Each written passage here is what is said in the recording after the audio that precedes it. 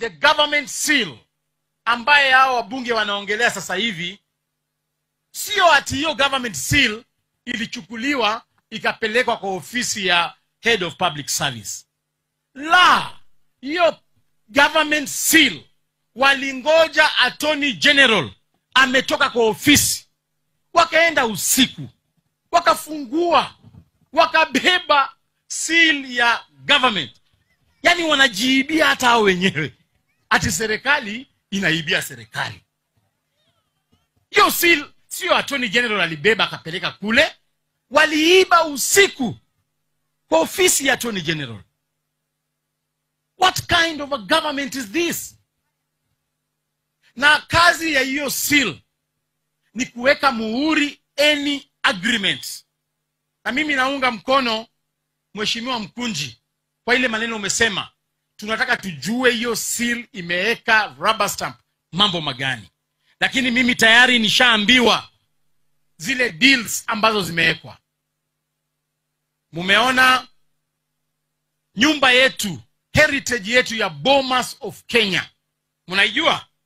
Sasa hivi wameshauzia Mtaki, amebomoa Bomas of Kenya yote, anajenga hoteli pale.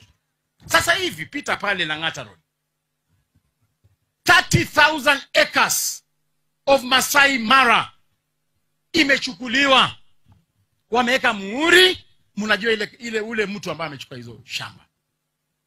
Mkiona Ngong Forest, wamekata miti yote, wamechukua karibu eka 30 hapo Ngong Forest, wanajenga hoteli ya kifahari, na mnajua mwenye hiyo hoteli.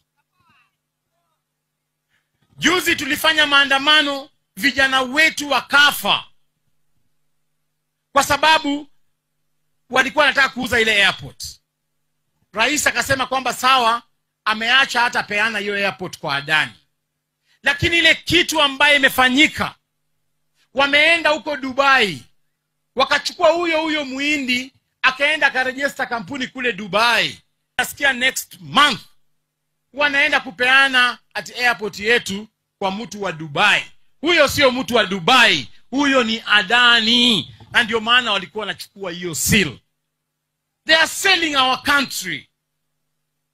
Ukienda kule Western Region na Nyanza, last week mumeona wameuza viwanda zote za sukari. Nzoia Sugar Company imepeanwa kwa Muhindi. Mumias Sugar Factory imepeanwa kwa Muhindi. Mohoroni, Shemilil, Miwani, hatuna kiwanda hata moja imebaki kwa serikali. Na mnataka tunyamaze. Na wanapeana hizi vitu kwa miaka 30.